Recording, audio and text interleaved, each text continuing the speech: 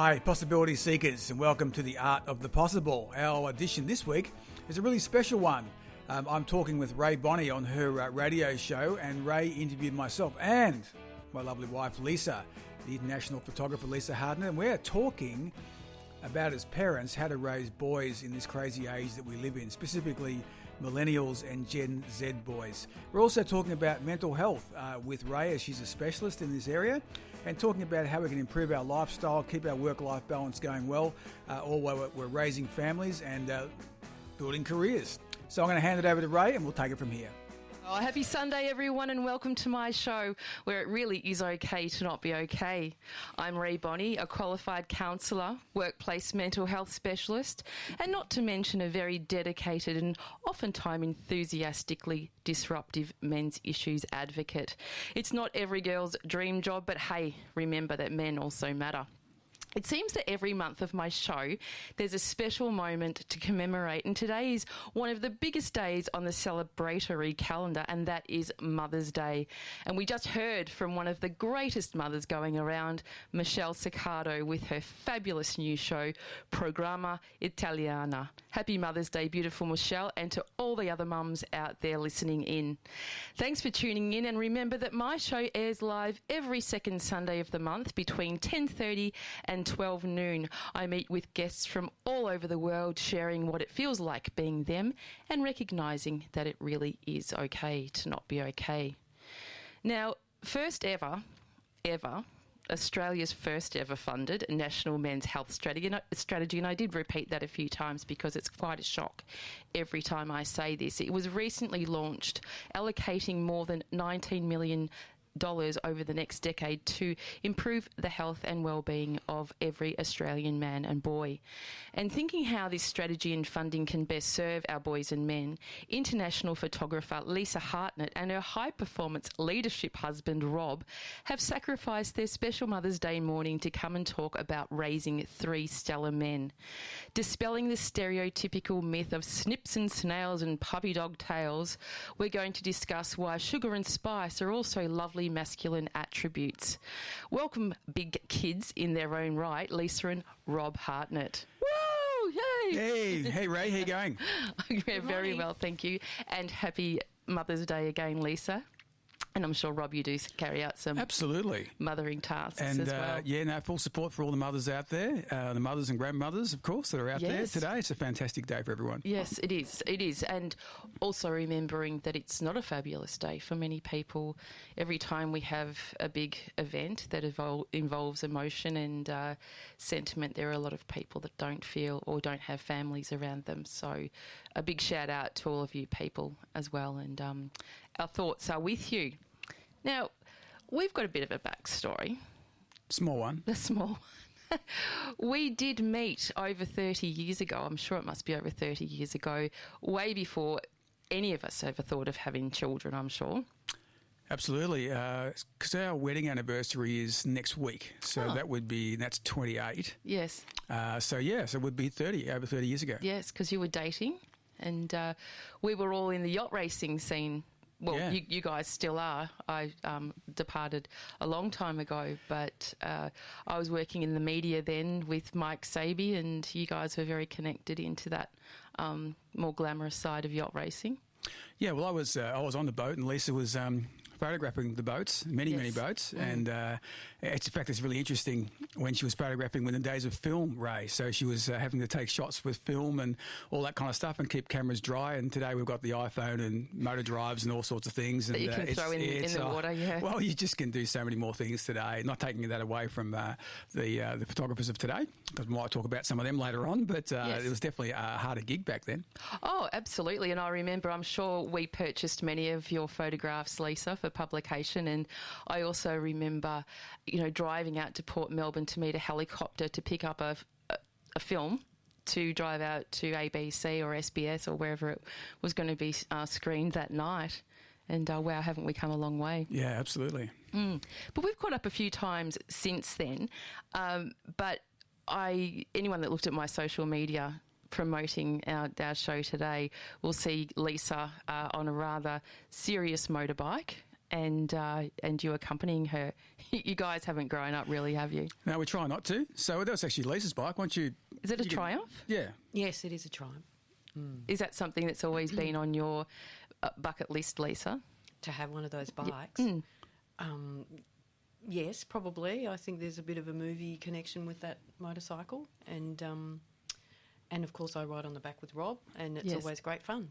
Yeah, because you guys, like, you love the water, but you also like the wheels as well, don't you? Yes, that's true. Yeah, well, in fact, a couple of weeks ago, Lisa and I had we were up at the All British Rally up in central Victoria, and we read where the tour was going. And Lisa read, she said, "Oh my God, it's riding into Clunes. We've got to go, because Clunes was the scene of where they filmed Mad Max 1. Yes. And so to ride into Clunes, a la Mad Max 1, with the group of motorcycle riders, even though it's like 40 years later than when the film was there. Lisa said, we've got to do it. What a great thing to do, ride into Clunes to the main street, just as they did in Mad Max 1 on motorcycles, which we did a couple of weeks ago. So another thing ticked. Wow. Didn't know that was there. No, I don't think Clunes has probably changed in the last 30 years either. Well, it hasn't. It's in fact, it's a great little city that's now, a little town, I should say, that's now embracing its movie history, because Ned Kelly with Heath Ledger was also filmed there. Yes. And because it's those beautiful wide streets, and I think it's a great spot for filming. So it was great to go through the little township again and see all the little cafes popping up, and it's a great place. Oh, well done. Well done. Getting out there and being adventurers, and also, we're going to be speaking about raising boys today, because I'm sure you haven't finished raising 3 of them, but Never. You're well on the way, and part of that adventure and journey that you share with them, especially around who's is it Ben who's the motorbike enthusiast as well? Well, all 3 of them are. Yes. So all three of them roads. All 3 of them had dirt bikes. Ben was Ben raced, so we raced extensively with Ben when he was younger.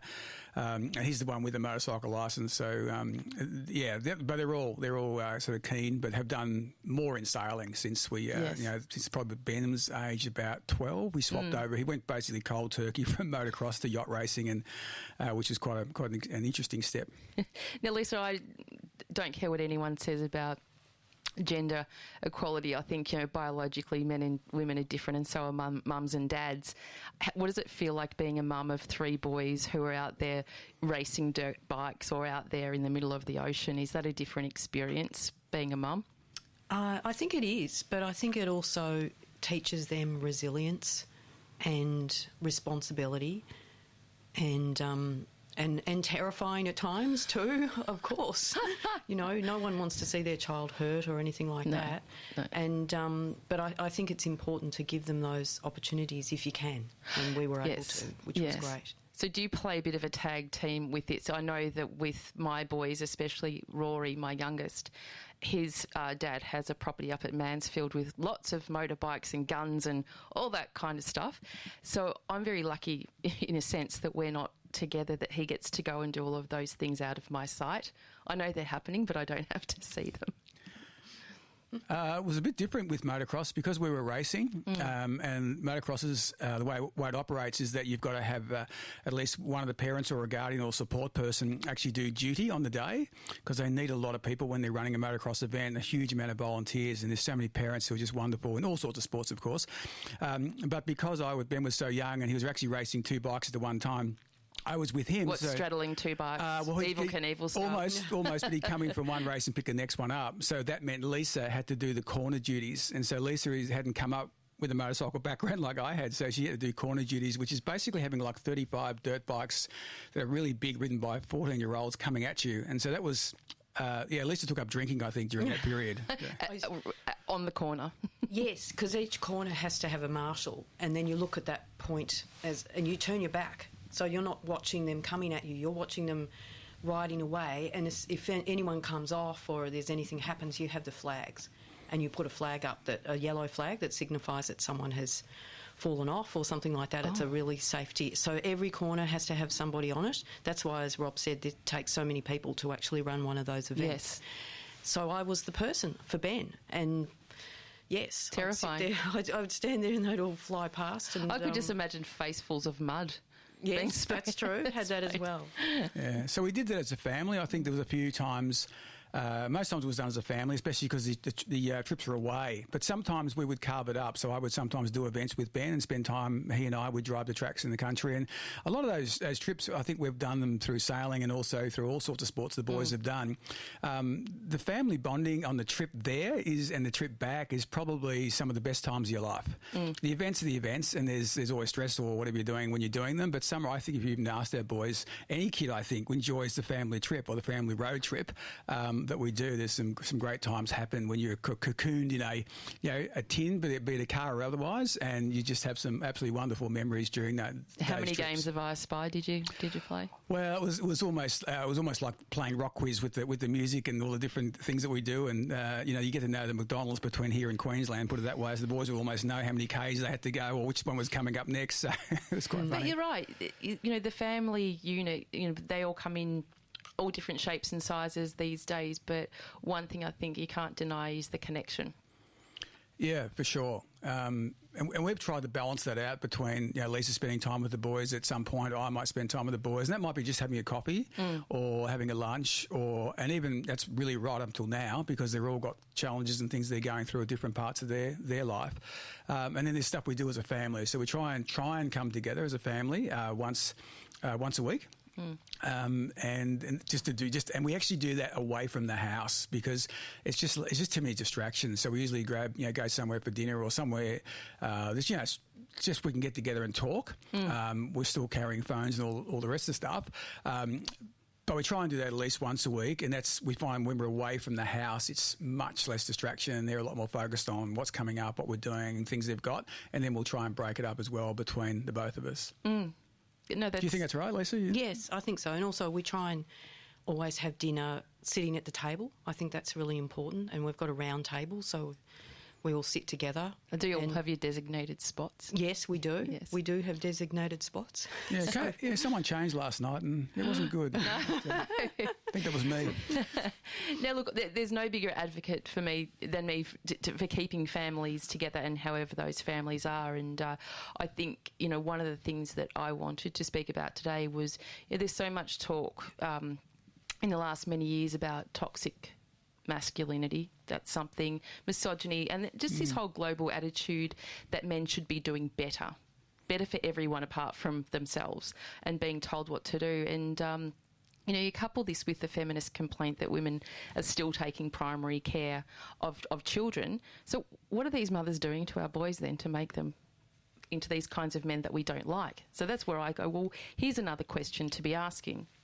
But, already in the entree into our show today, we're talking about this thing called connection and togetherness, which is not a gender thing at all. Agree. Yeah, agree. Yeah, it's interesting.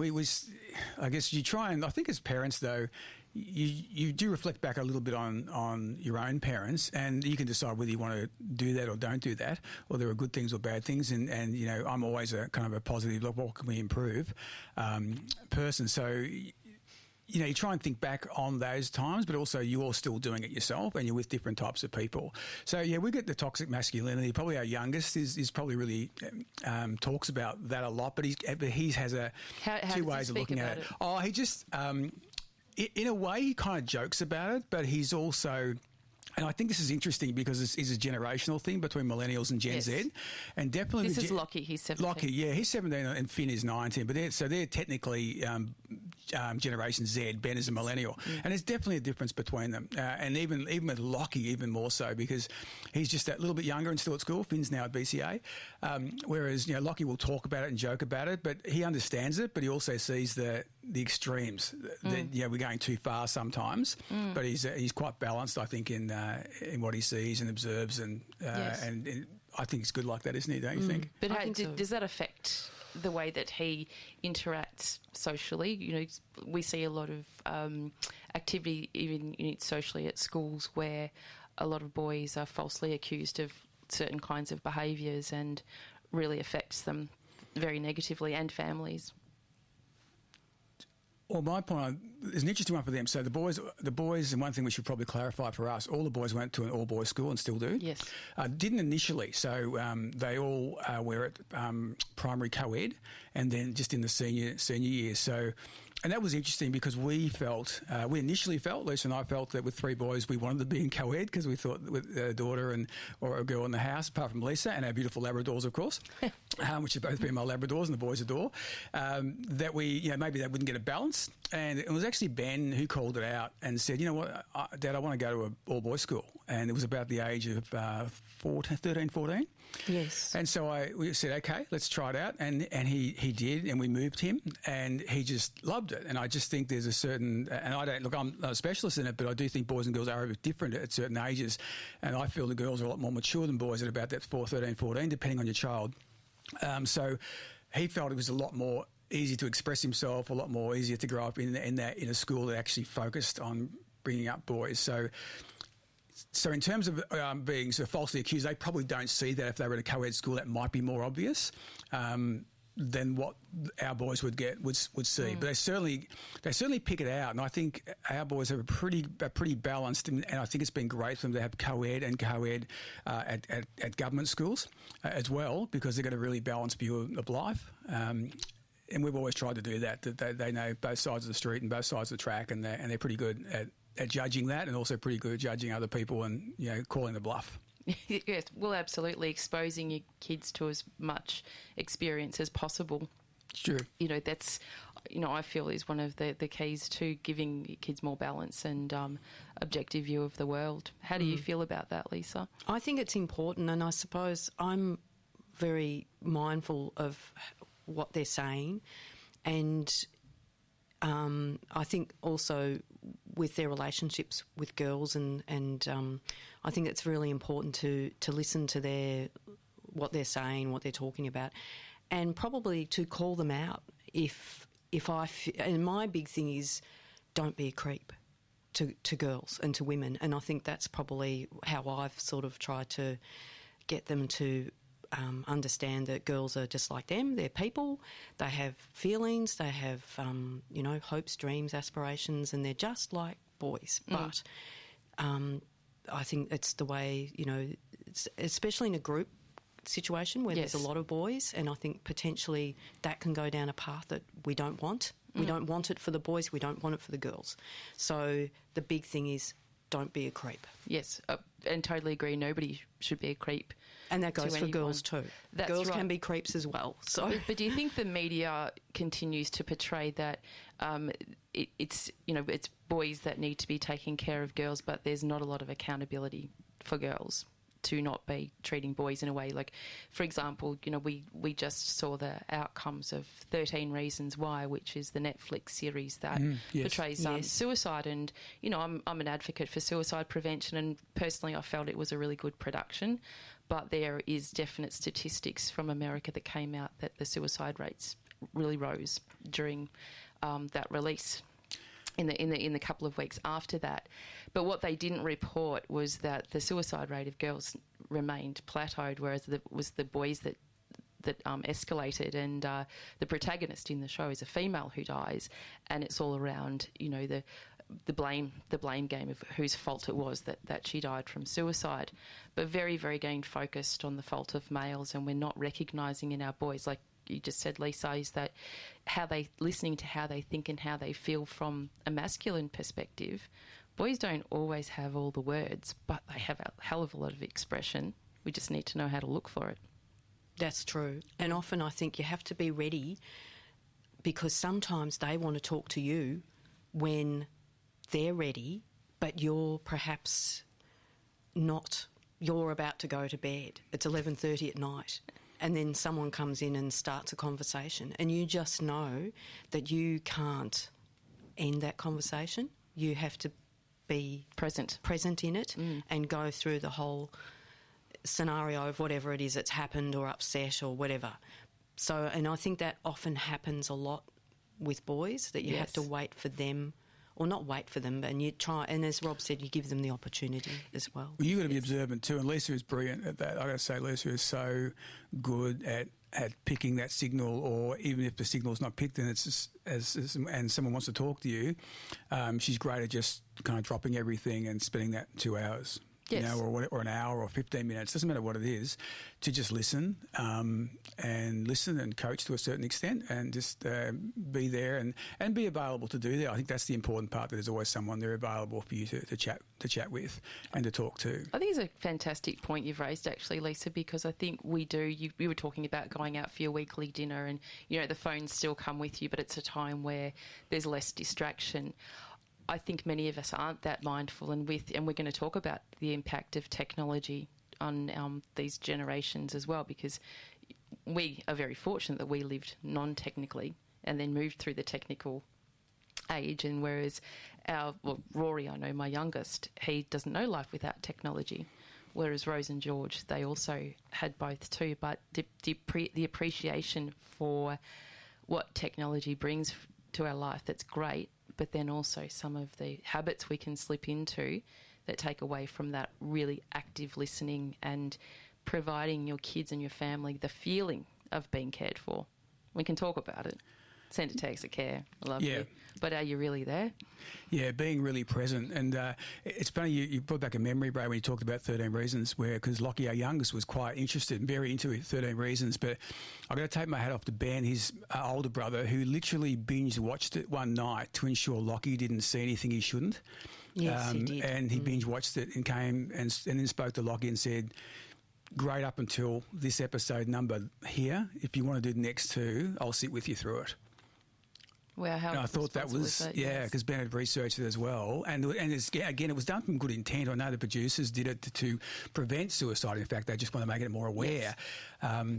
It was a fine line with it, and I know a lot of kids watched it, but I thought that was a really great point of Ben's, he just went through it and then came back, and that was better for Lockie as well too, because Lockie said to me afterwards that he said, "Yeah, I'm really glad Ben did do that, because there were some parts in there that I was confused about, or sort of thing kind of went off script a little bit, or what have you," and he was interpreting things differently, and I think that's important. Yes, I think we underestimate the power of siblings as well. Quite often parents want to intervene between siblings and try and work it out. But I feel really grateful to have, you know, Rose is almost 25 and George is almost 22, that, you know, they have each other's back all the time. They live together. There are so many things I don't have to worry about or interfere with, because I know that they've got it. Yeah, in fact, sometimes interference, you make it worse. Yeah, that's right. And they get more affected by it. And I learnt this when I was coaching the boys in sailing and in motocross, but we always felt the other fathers would get together and we realised that actually we were pretty much useless. If we wanted something to change, we'd get the kid who was respected and 3 or 4 years older to go and talk to our kids and say, "Hey, how about this? This is a bit of an idea." And our kids would go and do it, and then come back and go, "Oh, this is great. Jeremy just told me this really great thing." And we're like, "Yeah, awesome, yay." You know, but we realised that we were just never going to be, we're going to be ignored, even though it might have made the greatest logical sense.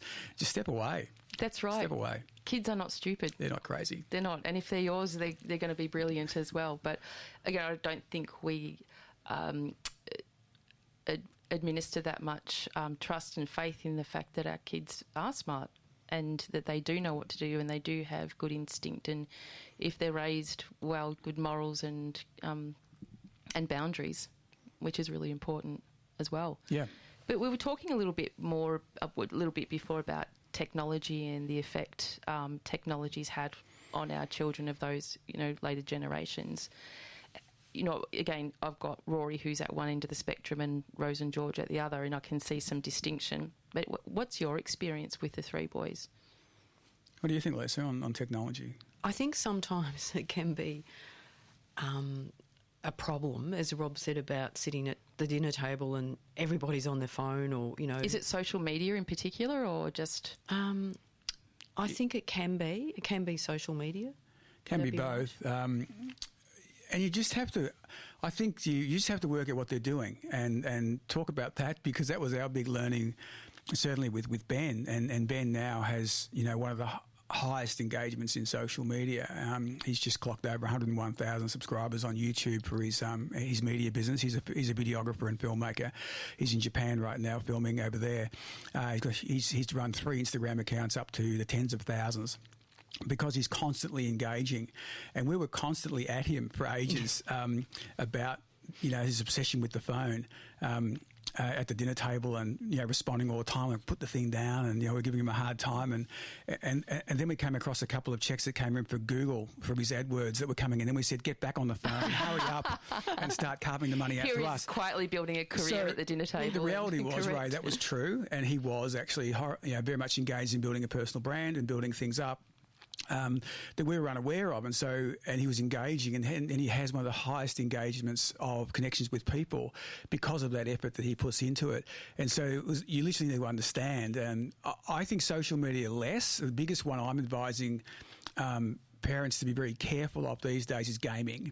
So PS4 and some of the unbelievable games that are out there, the interactivity, the amount of virtual reality that are there, it's extraordinary. But I don't think enough parents are actually sitting on the couch with their kids just watching what they're doing, because there's a lot of sinister stuff out there. There's a lot of creepy stuff going on in there that your kids are, there's bullying going on in a whole lot of areas online from all over the world.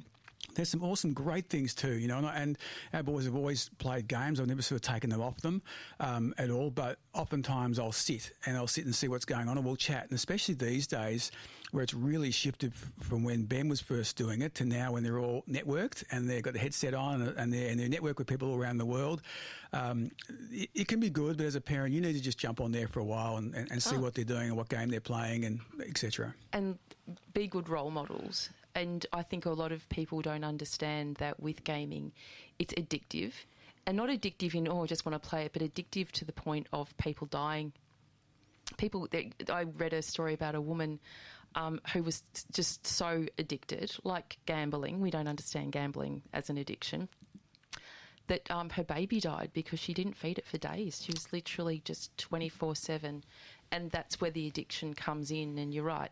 To be able to manage something that's fun and entertaining, and how beautiful to connect with people from all over the world as kids. How cool is that? It is fantastic to do it. Yeah, but we just, and as I said, that's one of the upsides to it, and connecting with different people. And sometimes we find that the boys will be home on a Saturday night, but they're kind of virtually home in that they're all their friends are on and they're all playing a particular game and there's a group of them and they're all kind of together, but they're at home. It's kind of weird. Yes. And I think that's really interesting. I think the other thing with gaming is the game makers themselves are pretty savvy. There's some fantastic business models with DLC, so downloadable content, and you can be addicted and you want to go to the next level. And I was literally talking to a speaker I was on. We were doing a roadshow around Australia, and he's from New York, and he wasn't across the downloadable content, but what he was across was his Visa card charges going through the roof because his son was buying all the downloadable content or going to the next level in whatever game he was playing.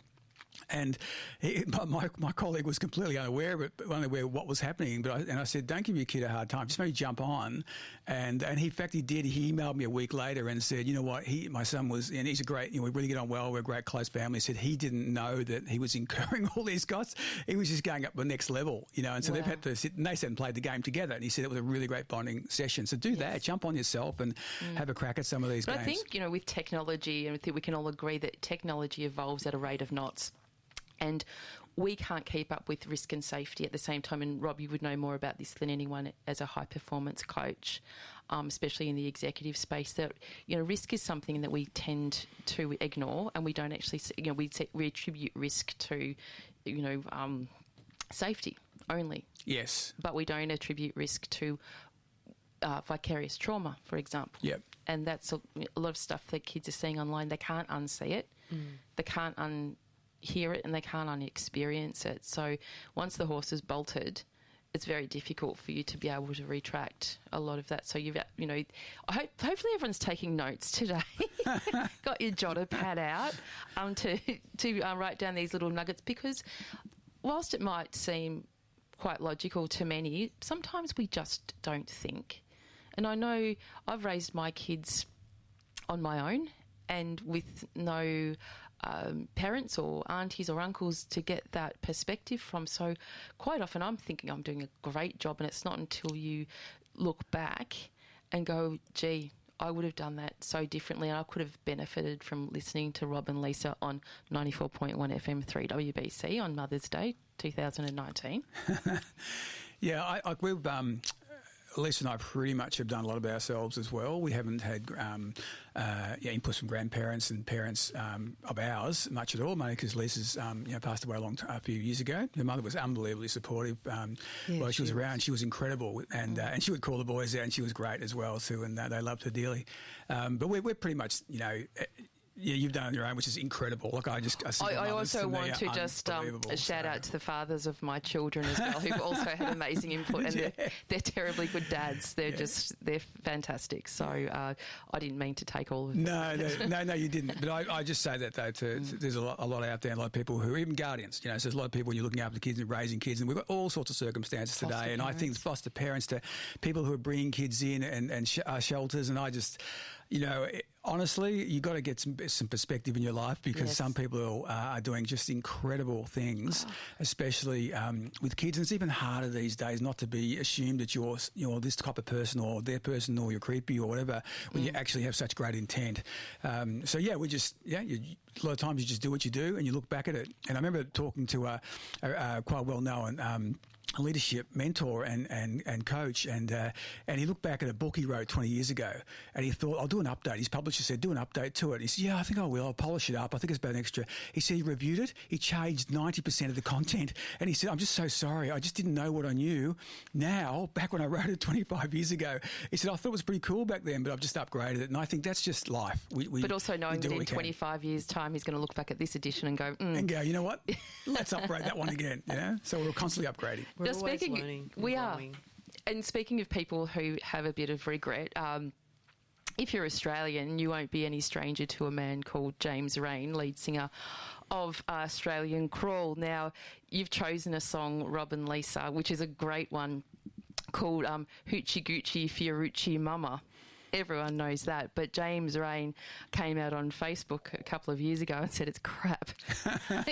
He said it's crap, but we'll do it. He said I was 17 or something when I wrote it. Can you believe that? Well, I think the reason... It was 1980. Oh, I think so, but there's an interesting...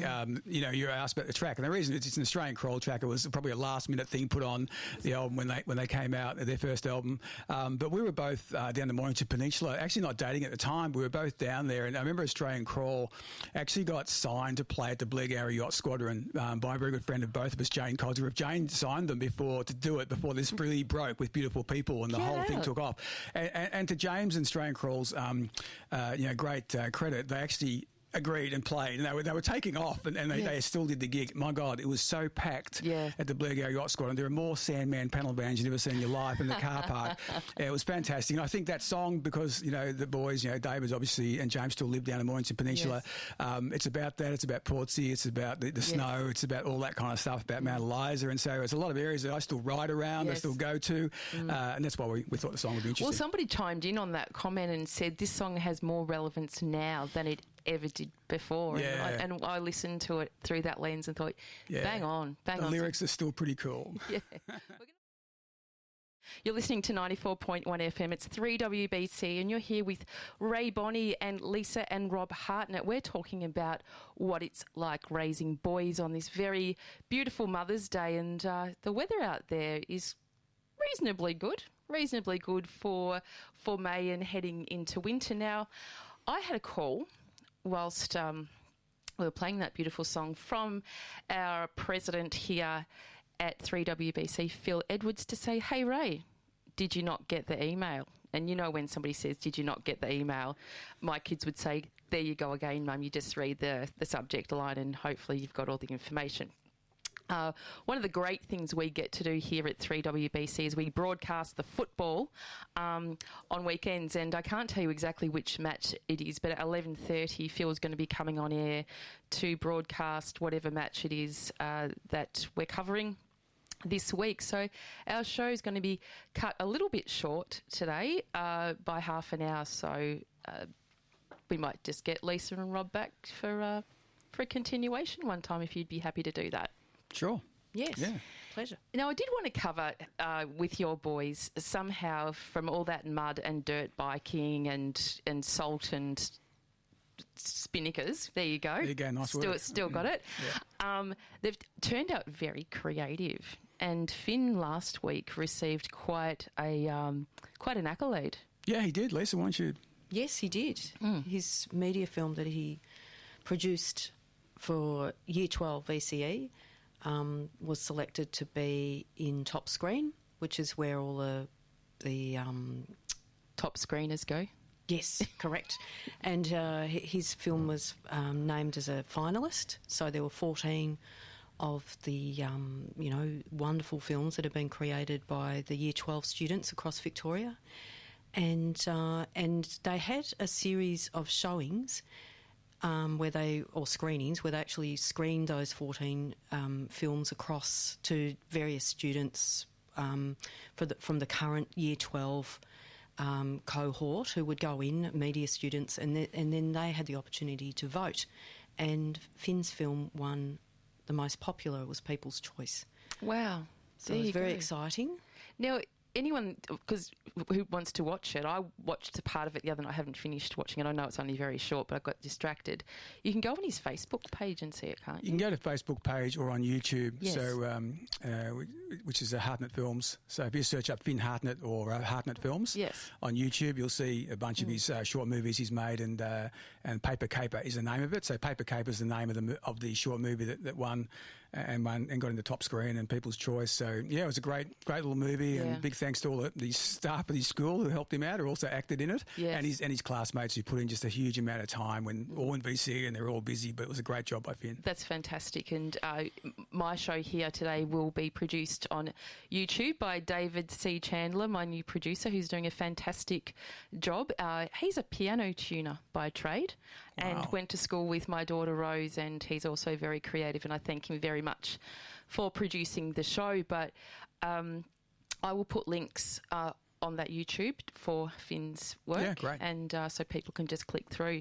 But it's interesting because if we go back to our yacht racing days and how we met, and I was working in the media, my mentor, who I received back then, who is still my mentor today, is David Mann from 3AW, Man About Town. Man About Town, So David's always played a big part in my life and has been an influence on my children as well. But recently David asked me to join an organisation called Entertainment Assist, and we're the not-for-profit organisation that takes care of the mental health of people within the entertainment industry. So I'm always very interested to hear about the early adopters into media and the arts, especially in school, and how expectations are managed. And I think we see this as quite an issue. We did research with Vic Cuny back in 2015 at Entertainment Assist around the mental health of the entertainment industry here in Australia, and the results were quite alarming in the rates of suicide, anxiety and depression, which really trump the population, the world population general statistics. So the work that I'm doing there as an ambassador and program director is getting into places to talk to people about mental health and how we can manage better, but specifically in entertainment, like the difference between being a conductor in an orchestra to that of a lighting or crew member at the Arts and Entertainment Centre, poles apart, same industry, but equal measures of pressure and lack of understanding around how to manage. So it's just another little link in that we have, and hopefully your boys, being creative, are having a good experience of, possibly making a living in that industry. They definitely want to, and we've been as aspirational as we can. And frankly, I think that's where it's at. I mean, I'm involved, as you know, in a fairly bit in business, and AI, technology, analytics is where it's all at. And in my day, I'm an accountant by profession, did a Bachelor of Business and postgrad in applied finance. I certainly wouldn't be going down that track now, because all the work I did and started my work at KPMG, that's all gone. That's all taken care of by forensic accounting and AI and technology, which is fantastic, by the way. Yes. We're better to have those people spending their time on more interesting pursuits. And so the creative area is a really interesting space. And so if you're looking about in terms of the future-proof yourself, creative thinking, creative thoughts is really important. In fact, you may have come across this whole push towards STEM, the STEM of science, technology, English and math. Well, what they've discovered, and this actually came out in one of the accounting magazines a few months ago, we've now changed STEM to STEAM. We've added A for arts And arts is for arts and innovation and creativity and thinking. In fact, just recently, a couple of my clients just did a hack day. And a hack day or a growth hack day is literally creative thinking about what could we do. And a lot of my passions, today, Ray, is around possibility thinking, being a possibility seeker, which is asking the question, how might we rather than why can't we? And it's a big shift. And that's why that creativity is really important no matter what you do. And so our boys being in the creative space, Ben, our oldest, is a filmmaker. It is a full-time job. He's filming in Japan as we speak. He's done great work, and he's the Instagram. He's got a fair bit on Instagram, which is Hartnett Media. So Hartnett Media on YouTube or Instagram, and he's built up a huge following all around the world, globally around the world, which is just wasn't around in our day. It just was not there. But who made that happen? Who made that happen? I think he made that happen. I think that we inspired him, but I think he made that happen. And he was doing it at the dinner table without you even knowing it. He went to New York for his VCE trip. And ended up doing an Instagram gathering, at that age. It's unbelievable. Yeah. That's Phil Edwards has just walked into our studio. He pretended he was going to be surreptitious, but hi, Phil. Who's playing today, by the way? Hawthorn and the other one. Territory Thunder.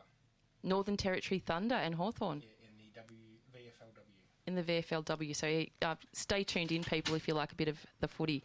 And sorry to cut you off there, Rob. No, that's okay. No, so he was, even at that sort of post-BCE holiday, he went to New York with a good friend of his and hosted an Instagram shoot live. And he had a whole bunch of people come into New York City who he didn't know because he'd only met them virtually. Yeah. And he hosted a photo shoot. And so he's been doing that since the age of sort of 18. Yes.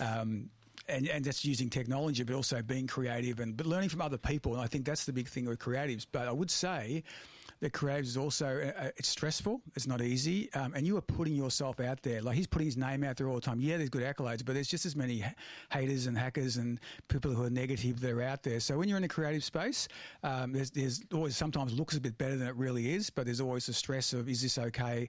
What do people think? What do people think of me? And so resilience is a very tough skill. But also the support that you've described as well is to have support around your children, whether they're boys or girls, in how you raise them. But I think in particular, and this is a biological thing, that girls have a biological purpose.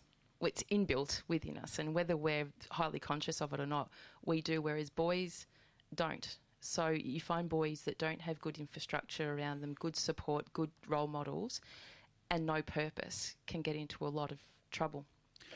Yeah, I think the purpose one's interesting, and Finn does a lot of filming for me. We actually just filmed a little video for YouTube on purpose, because I actually see a lot of people get quite negative about purpose and feel depressed about purpose because they haven't found their purpose and they're searching in life for it. My thing is, you'll have multiple purposes. Have one purpose, go do it. You'll grow and evolve. You'll find another purpose. You'll grow and evolve. You'll find another purpose. So really, if you haven't found the purpose, don't get too worried about that. Just take action, do something, have something to look forward to, something to do, and it will come to you and it will evolve. So I don't think I would have thought 30 years ago that I'd be standing on a stage speaking about men's issues and suicide prevention. Certainly wasn't on my list of things. No, certainly in my conversations with you it didn't come up. That's for sure. That's for sure. Didn't come up in anyone's conversation. It definitely did not. But I think that thing, allowing our children or allowing ourselves, like you guys described as big kids, you're still going out there and you're still smacking it. You're still buying Triumph motorbikes and getting out there and having a go. To say, there's a new purpose. And we reset, redefine, and raising kids in that environment, gives them the best opportunity to not be afraid to think that they can rather than can't. I think the thing on the community, at least I've always done, is try to get them to meet as many people as possible. And, I do a bit of cycling and riding with the Knights of Suburbia, with the group I do. Yeah, I wanted to quickly cover that before we finished, because we did have Lance Piccioni on the show a couple of months ago. And Lance is also speaking at my next event. It's not my event, it's our event, White Alpha Men's Health Awareness. So we are... We've got our event coming up, and we've got Professor Tony Costello speaking, research, prostate cancer research, amazing man. We've got also Jeremy McVean, who was on the show last month from Movember and the Fatherhood. Jeremy's speaking as well, and that's on the 2nd of August at Marvel Stadium. at 5:30. It's only $160 a head. We have very specific outcomes for the money that we collect, Great. which goes straight to the Australian Prostate Cancer Research Centre for a range of programs. So I'll talk about that another time when we've got more time. But going back to Lance and your connection with him with the Knights of Suburbia and Love Me, Love You Foundation. Yes. Yeah, and so just through my cycling, but all my boys, especially Finn and Lockie, have spent time with Lance, so they know Lance, spent time with him as well. So I think having that network and support, and they've all been to Knights, they know the Knights of Suburbia, they know why I ride with the Knights of Suburbia, because we do so much work. And that has just grown from like a great idea that Russell Lee and David Rigney, who formed it, had in the northern suburbs of Melbourne. We're now 350 members. We're right across Australia now with social rides happening all around mental health and being happy. There's a racing team, a very, very successful racing team, a successful social team, and it's just a great group that stands for something. There's a lot of cyclists out there, but I found with us, we do the cycling, but we also do things for make sure that people are never alone. And all the money we raise goes to Love Me, Love You, which is Lance's foundation. And Lance has been great with Finn and a number of the boys, hasn't he, Leisa? Yes, very much so. Yeah, there's a couple of photos you might have said of myself and Lance, honestly, if he ever turns up to a cycling event again just wearing a singlet when his arms are the size of my legs, it's just ridiculous. So Lance, please just put that hoodie back on. It's just crazy. He loves a bit of posturing. He's an amazing guy, and he also is a great speaker. So it'll be a great event that's coming up for you guys. Yes. It's I'm very excited, and that very day I'll be flying back from the Gold Coast as I'll be speaking at the International Mental Health Conference this year, which I'm really excited about. That's fantastic. It's my first big event with Entertainment Assist, so I'll be commentating on the entertainment industry in particular. So I'm thrilled to be doing that, and so that's going to be a really busy week. Yeah, that'll be a fantastic week. And, one of the first things that Leisa and I did, and Leisa just says a photographer, but we spent a lot of time and sort of around those early 90s, I think, Ray, we were doing a lot of filming and photography of rock and roll bands. So in the music industry, so Leisa was a photographer and I used to write for In Press and Beat Magazine and try and get those articles published. So it's kind of full circle. In fact, we must have done so many concerts with James Ray, and we were shooting with James when he was doing a lot of that. It was only solo career at that point. So everything's go full circle, doesn't it? It does. And then the time, you sort of look for to where we are now and go, wow, it's been a great ride, and we've got plenty more Ks left in us, and to achieve more. So I want to thank you so much for coming on the show today and donating your very special Mother's Day. What are you doing for the rest of the day? Well, really, Leisa will be just relaxing. So the boys and I are planning to clean the house to get all things done for her. We're going to take her out for a wonderful lunch. The boys have got a fantastic card they've written and a couple of presents. I know they've got those because I know they're listening to this, and what they'll be doing now is scrambling around very quickly to get that organised between the trip from here, the studio, back to the house and have that done. So throw everything in a cupboard, guys. That was a quick move, boys. If you're listening in. And so I haven't got your wing looking after you. Well, I had a very lovely morning this morning. Rose, my daughter, she does the Mother's Day run to raise money for breast cancer research, and my son George is a chef out at Oak Ridge Wines in the Yarra Valley, so you can imagine it's a very big day for him. Yeah. I will not be seeing him, but he did call me last night. We had a really lovely chat, but I got up early this morning, as I always do, and eventually Rory got back and got up and said, go back to bed and pretend that you didn't get up. So off he goes, and he'd gone out with his big sister last night and they'd acquired whatever they needed to. So I'm in bed and in the kitchen. I can hear hammering. I thought, that's just not a great sign. So then he comes in with the traditional Mother's Day tray, which we've been using forever, with the traditional fare, which is smoked salmon, cream cheese and capers on Turkish bread. So he'd managed to toast it, but the hammering was to get the lid off the capers.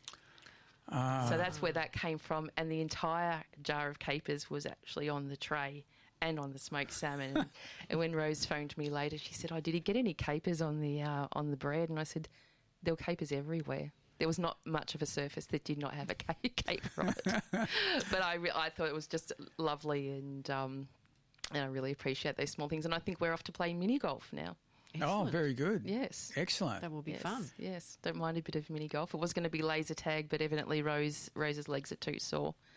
So Yeah, I'd go mini golf over laser tag, quite frankly. now, before we go, my next show will be on Sunday the 14th of April, and I'm going to be speaking with theatre star Josh Pitterman. He's a former member of the 10 Tenors and recently starred in the lead role as Jerry Goffin in Beautiful, the Carole King musical. And you may have also seen Josh perform in Cats, An Officer and a Gentleman, and Hairspray. But he recently released an album, which is a big thing, putting it all out there. Yeah. Yes.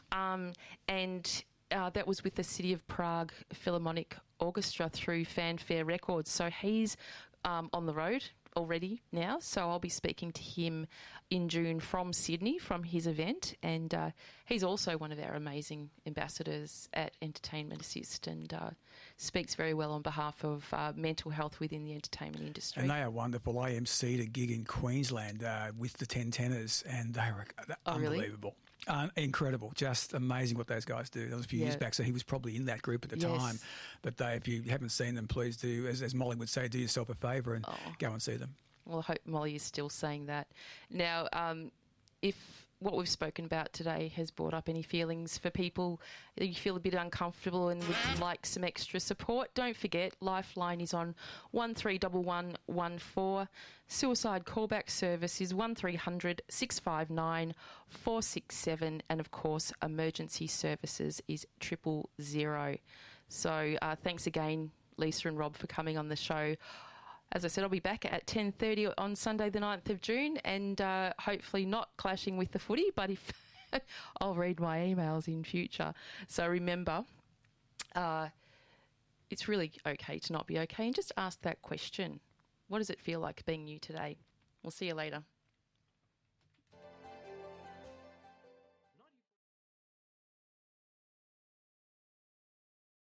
This podcast is a part of the C-Suite Radio Network. For more top business podcasts, visit c-suiteradio.com.